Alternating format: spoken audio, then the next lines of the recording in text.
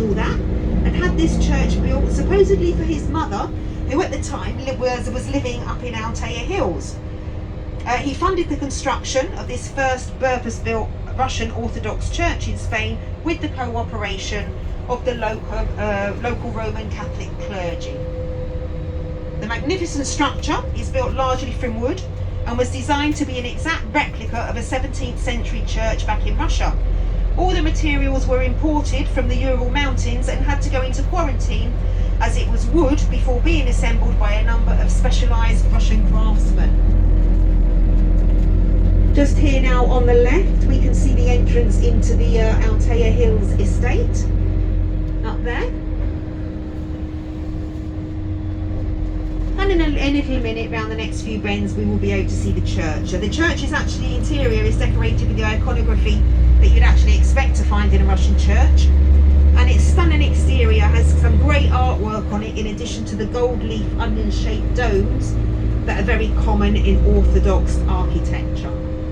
So just as we go around here, as we take the next bend on the left, if you look in that curve there, we will get a glimpse of this beautiful church. Quite takes you by surprise as you come around the Spanish mountains here.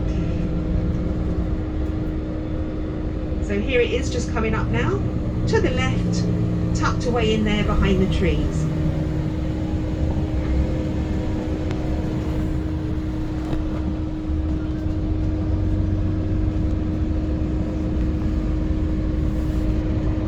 And now if we look down to our right, we can see the marina of Luis Campomanes, also known as the Marina Greenwich, which because it's located at the 000 degrees 0.000 meridian, and it's the only port in the world actually located at this specific point. As you can see, it was designed purely for pleasure, rest and well-being, and conveniently it's only a stone's throw away from Altea Hills, so it's what you might call the millionaire's playground down there, and very nice too if you can afford it.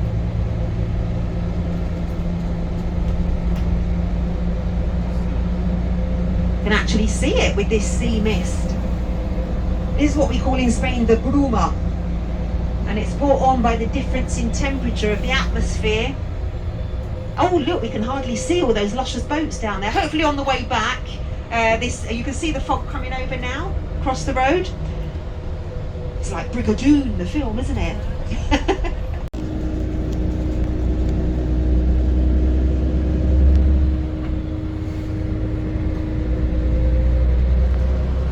Originally built in 1790, it was in fact municipal hospital and also served as a shelter for the poor and the needy. Back in those days, if you didn't have anything, you were basically left on the street, so they used to let them come here as well. And it stayed like that as a hospital and a shelter right up until 1970, which for some of us isn't that long ago. So nearly 200 years, but at the end, by that time, it was being used as a residential care home for old people. Obviously, the building then was very, very old, and it was just being better to move them to more modern facilities. They moved them all out, and then they closed this down to a complete reform on it, and in 1981, it became the town hall. Okay, down there that we're going to see in a little bit. The plaque that we can see over here, this is the site of the original old San Pedro Church, which is a church. As I said before, it was too small for anyone to fit in, but also, unfortunately, it was built on very unstable ground and with very poor quality materials, so it was constantly being refurbished, but everything they did, nothing had a lasting solution. The ground under it was no good, it just kept moving. So when the new church opened in 1929, this one fell into complete disuse, and in the 1940s it was in such a bad state, it was dangerous, so they just pulled the whole thing down, to just pull it down, and then they just left the old original entrance over there as part of their heritage. That was the old entrance into the church, and the plaza now is used at times of their fiestas. They'll put stalls on it and have little concerts and things like that. Okay, so we're now going to walk down here. As I say, this has all been refurbished and it all looks lovely, but it is still for traffic. Okay, so as we get up, it gets narrower and narrower, but cars do still come down. Just make sure you keep to the sides if the car comes along, because it is built. It was like a multi-building, and where we stood was the centre of town. This is where everything happened around this building. It was used to buy and sell and store the wheat that is all grown locally around here. It was also used for political decisions, and it's also where all the farmhands used to come in the hope of being contracted for work.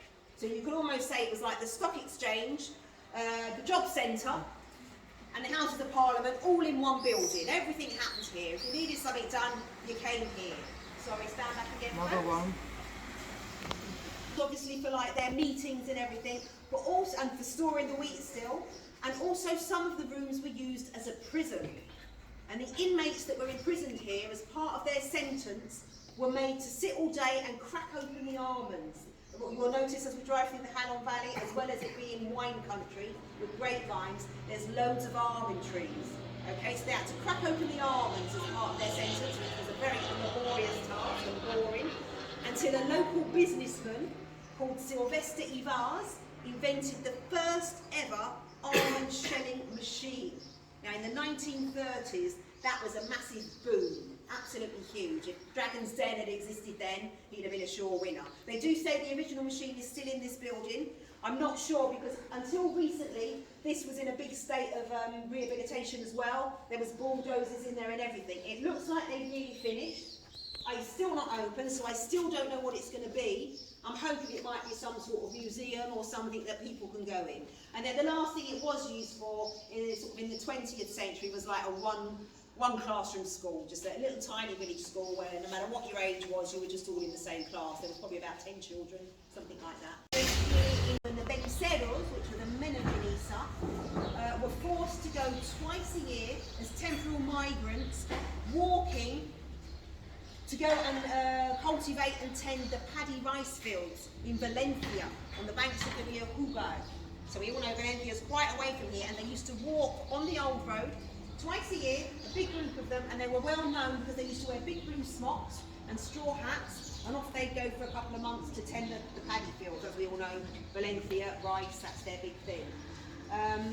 Basically, the rock represents a large rock which was on the old road, and it was the last place from on that rock they could see the old bell tower of the original San Pedro Church, St. Peter's Church. So the Beniceros, they just used to stop, turn round, look at their town for the last time to the bell tower, kneel down and say a quick prayer. And the prayer would have been for what you would normally pray for, that their families that they're leaving behind would be safe and sound until they got back.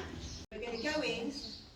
It's been reformed structurally, but all the rest, as you can see, has just been left how it was.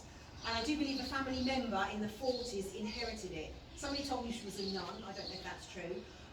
But basically what she's done is that it's been made safe, but it's been left how it was and just opened up to the public, so everyone can get a glimpse as to what life was like inside. So things like the floor tiles, the doors, things like that are all original. Some bits of furniture have been donated to help fill the house, but other parts are actually original. We're allowed to go in here. There's 3 floors. Please don't all go up to the top floor together. Although it is safe, you know, it is very, very old, so spread yourselves out. On the first floor, you'll find they've got their own little chapel. They didn't used to go to the San Pedro church that was falling down. The priest used to come to them. And then on the top floor, which is quite low and quite sort of squiffity-wiffity, that's where the servants quarter.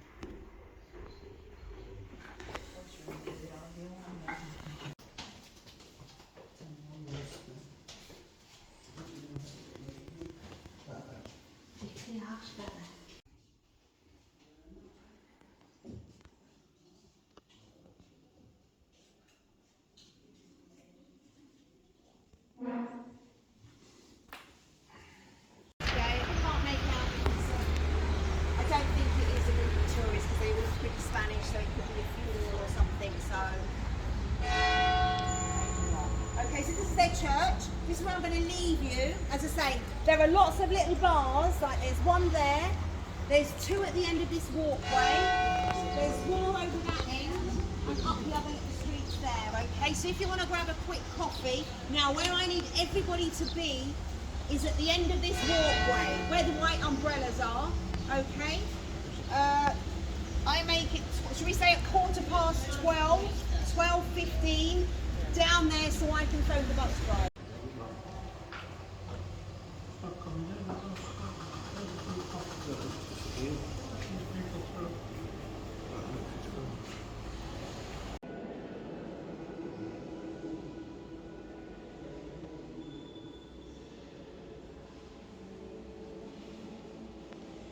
Years ago, such as human and animal bones from rabbits, horses, and even a rhinoceros's tooth. Ancient cooking utensils, arrowheads, and axes have also been found, along with some skeletons from the Stone Age, believed to be related to the Spanish royal family. And all these findings are now on show in the Archaeological Museum in Alicante. So if anybody wants to go there, we actually go to Alicante on Saturdays, and you can go in there and have a look at all of that. The name Cave and Skulls came about when a caving expedition carried out in the 17th century found the remains of 12 people, presumed to be Muslim farmers from medieval times, who became trapped and died while carrying out work to collect water. Over time, this story has become exaggerated and is now a folklore fable involving Muslim kings, great treasures and princesses. And the legend now says that there was once a Muslim king called King Ali Muhu, who sought refuge in the cave with his great treasure and 150 of his wives, fleeing from El Cid Campeador and his army. Nothing more was ever heard, and nobody knows what happened to King Ali Muhu because he was never seen again, which isn't surprising if you have 150 wives.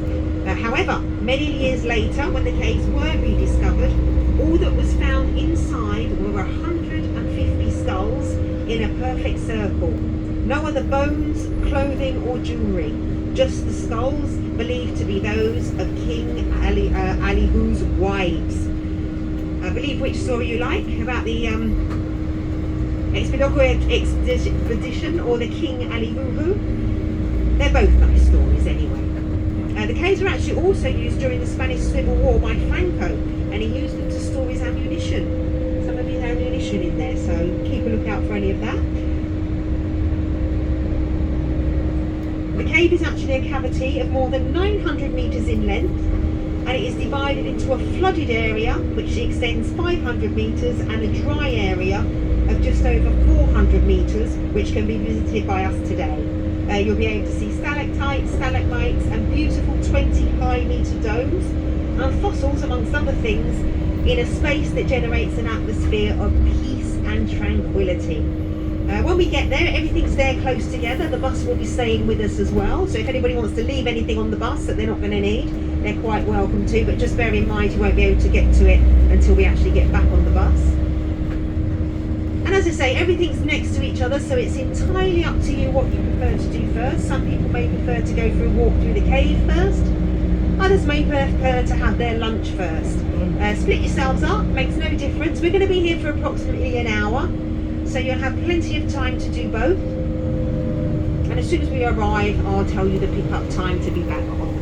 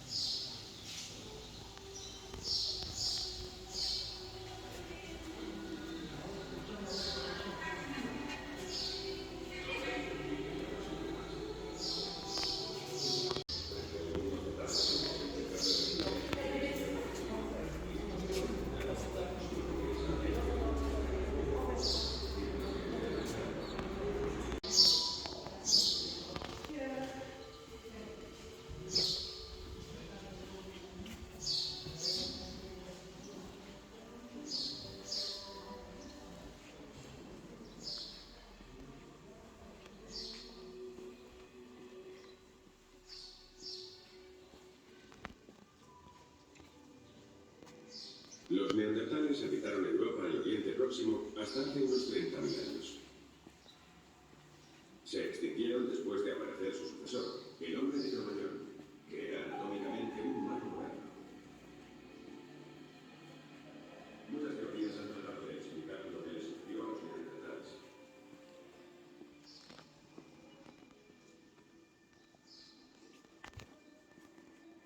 Los situamos hace 40.000 años. El invierno europeo es terrible, barrido por vientos glaciares. El único alimento para el hombre es la carne. El neandertal se desplaza buscando la caza cada vez más lejos. En la mañana estuvimos mucho tiempo trabajando con los habitantes hasta encontrar un plan. Aquella mañana todo iba a cambiar.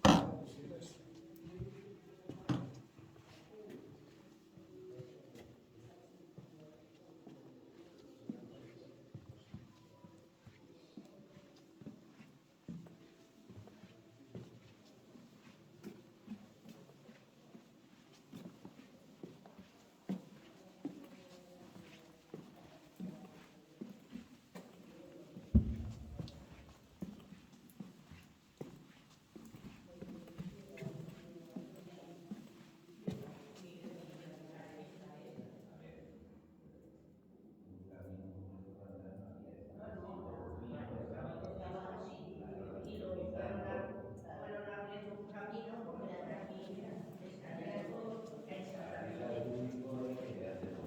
y estaría todo como esto y fueron quitando.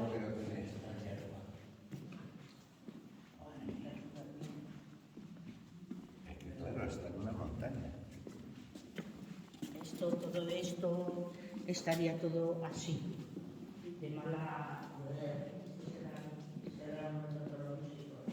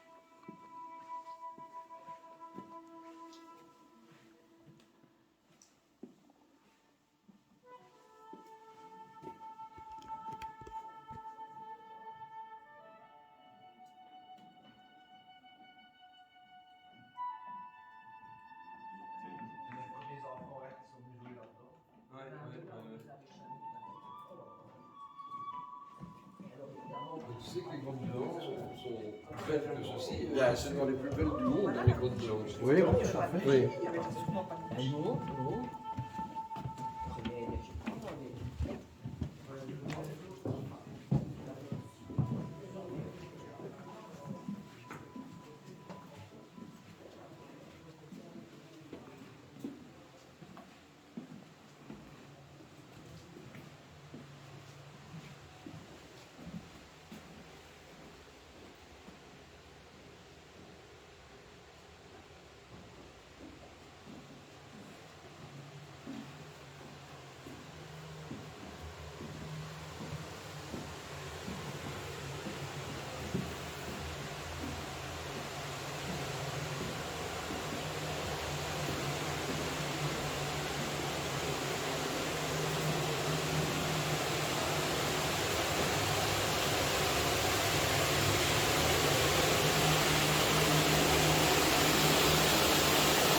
Especially wicker furniture, indoor and out.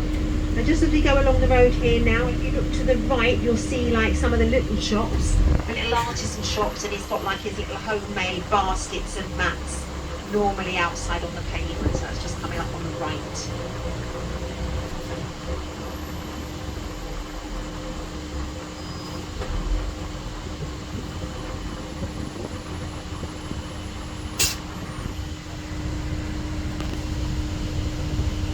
This tram line piece by piece.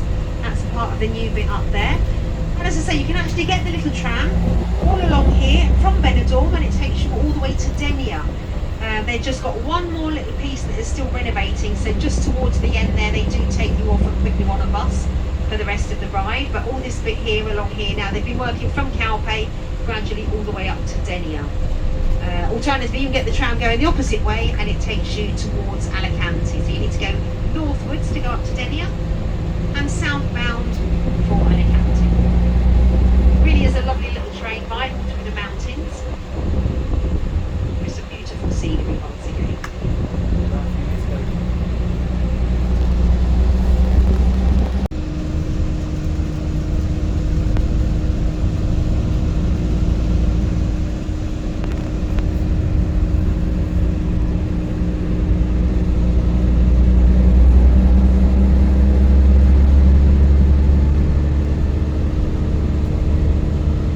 And what we have straight ahead now through the front window is the largest quarry in this area, and this is where all the cement comes from that are making all those new buildings in Benidorm.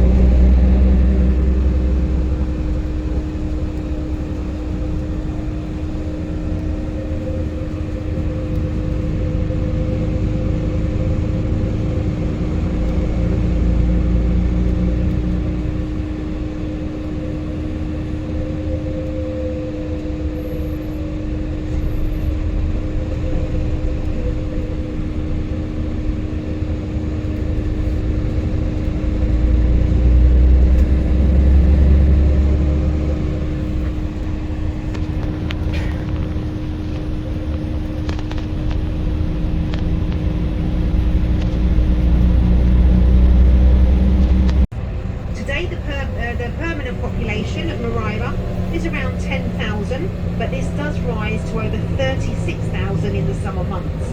There's a high proportion of expatriates living in the town permanently, and the whole area is very popular with affluent retirees, especially British, German, Dutch and French. And then just recently here in Moraira they have actually installed a brand new monument, and it's called the Gigante de Sal, which basically translated is the salt giant. Now why it's called this I don't know, it's got nothing to do with salt and it isn't a giant.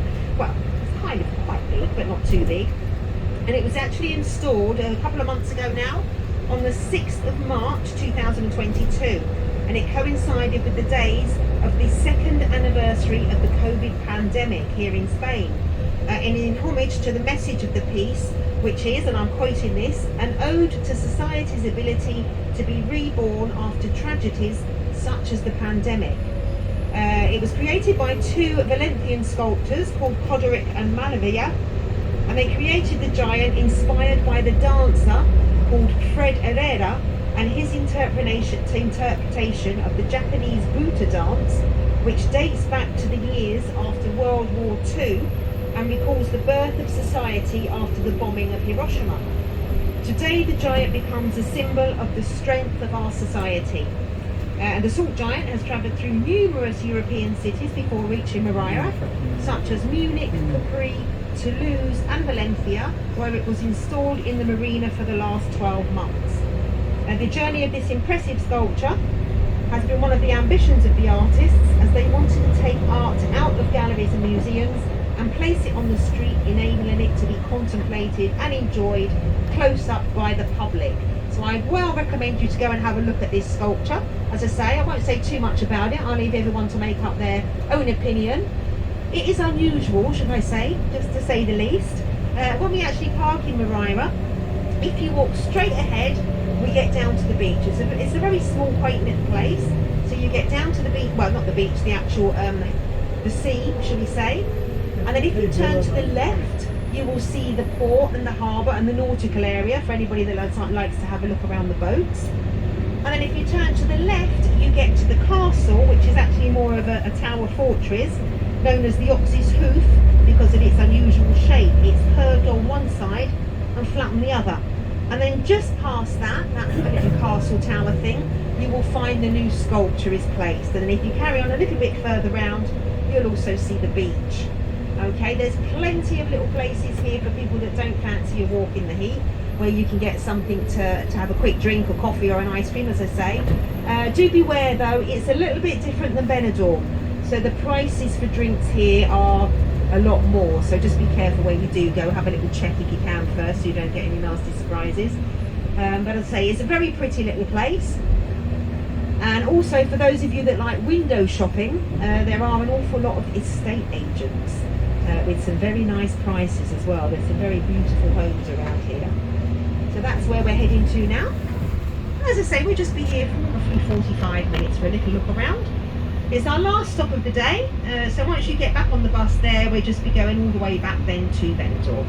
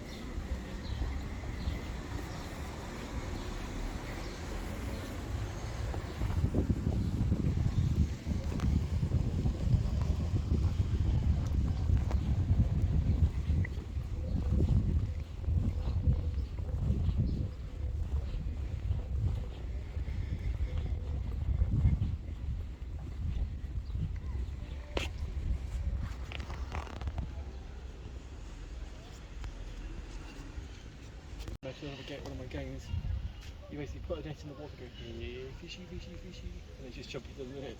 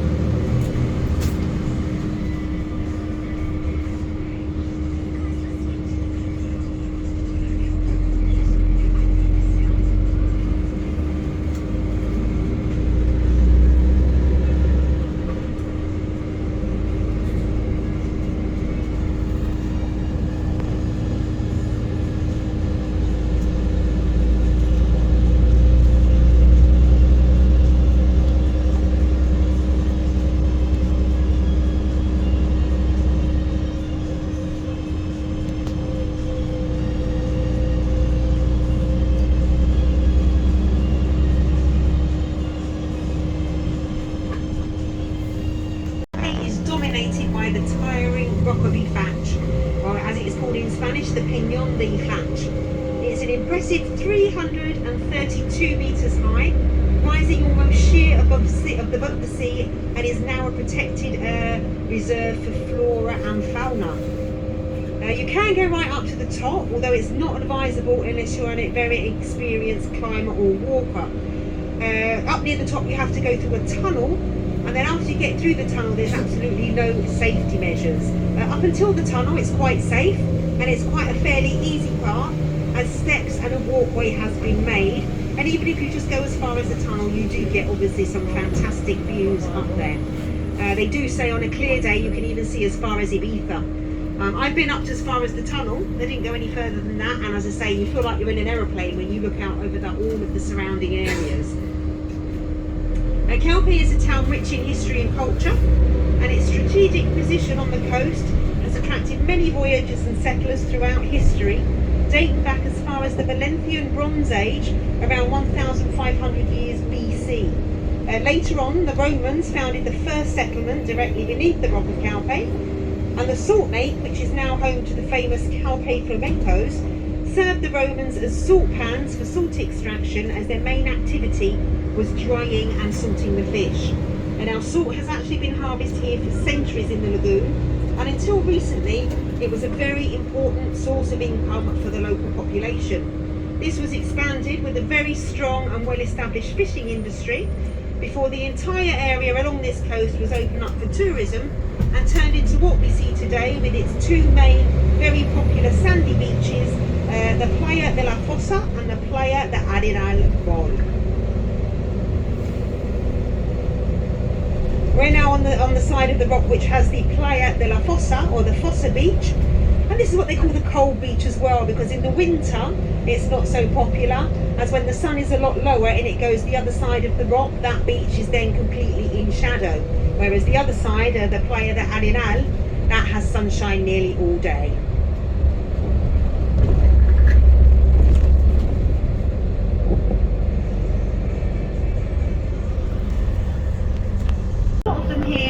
Very pale in colour. We normally think of flamencos as being pink. Now I was always told it was due to the diet they had here in the lagoon, that it's sort of like a grey colour. And in fact that's not true. It's actually that they're younger. When they're paler and whiter and a grey colour, they're younger, and as they get older is when they start turning to more of a pinky colour. You can actually walk all the way around this lagoon. And there are special little places where you can do bird watching as well for the bird lovers. And that is the type with wings. To build these skyscrapers. And you would have noticed places like Moraira, Altea, all the others, they don't normally go above 6 floors on the coastal towns, which I think is a good idea, as they're not blocking too many views. And in fact there is a hotel just along here, which we're going to be passing in a minute. The Solimar is called, and this is the highest building in Calpe. We're just going to go, it's going to be on the left in a minute, and it's got like a big red cross on it. Can we see it coming up here?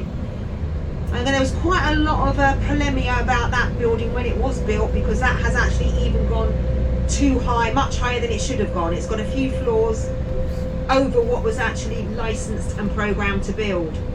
But as usual, must have been somebody important, pushed the boat out and thought, oh, we'll stick another couple of floors on. Nobody will say anything. They were told at the time they had to take them down, but as you can see, they're still there. And also just behind that building there, on the other side down by the beach, there is actually a very famous archaeological dig. And it's where you can find what are called the Baños de la Reina, or the Queen's Baths. And there's some old Roman baths down there. And there's even like a mermaid that's been engraved into one of the rocks that you can see down there, that was engraved in the Roman times.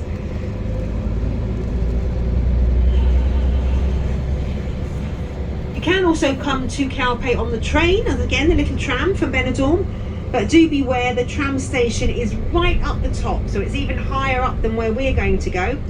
However, there is normally a bus there waiting that brings you down into the centre of Calpe.